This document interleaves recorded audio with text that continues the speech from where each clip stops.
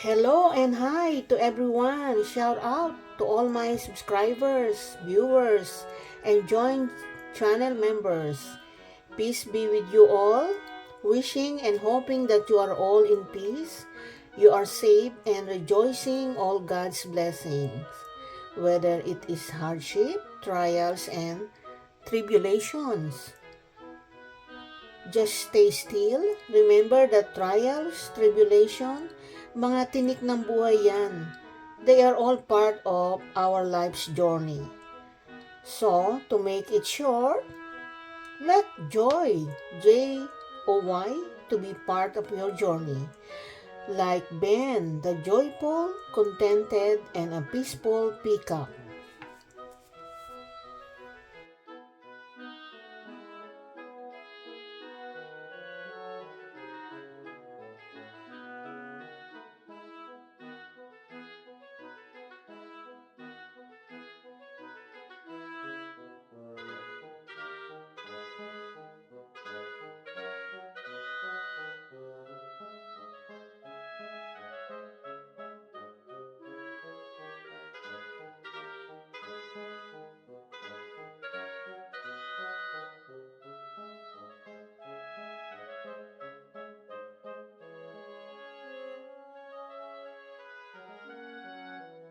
Mm, ang topic natin ngayon si Ben the Peacock. Ano to naligaw si Ben sa simbahan. So since then, um nakagaliwan nakagaliwan niya ng mga tao, ng mga parisyoner si Ben. So merong mag-asawa na they are feeding him. So doon siya nag-stay sa parish church. So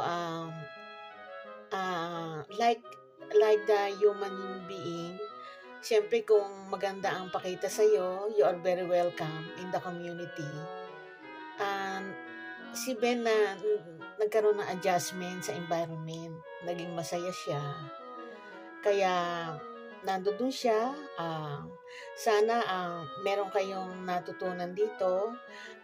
The reason why I share this today, it has something to do with the Holy Week.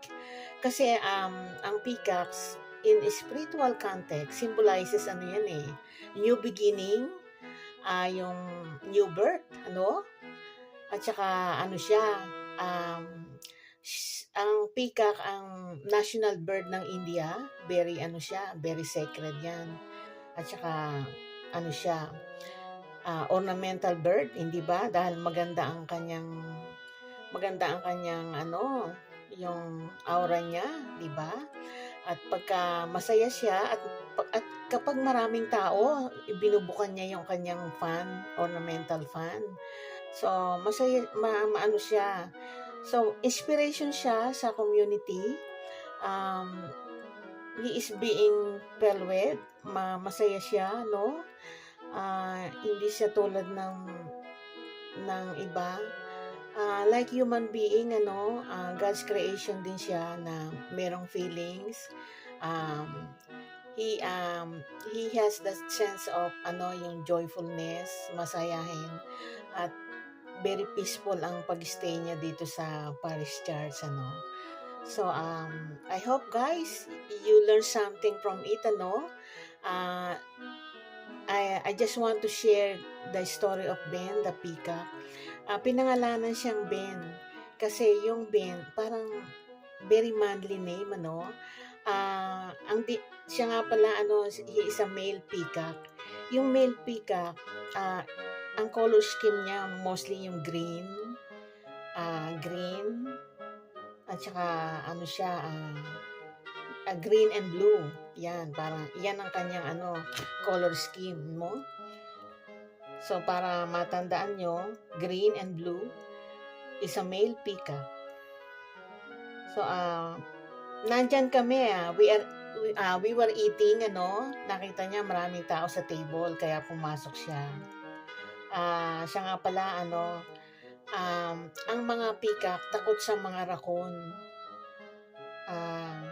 So, kaya namamasyal siya, masaya siya, 'di ba? Oh, 'yan.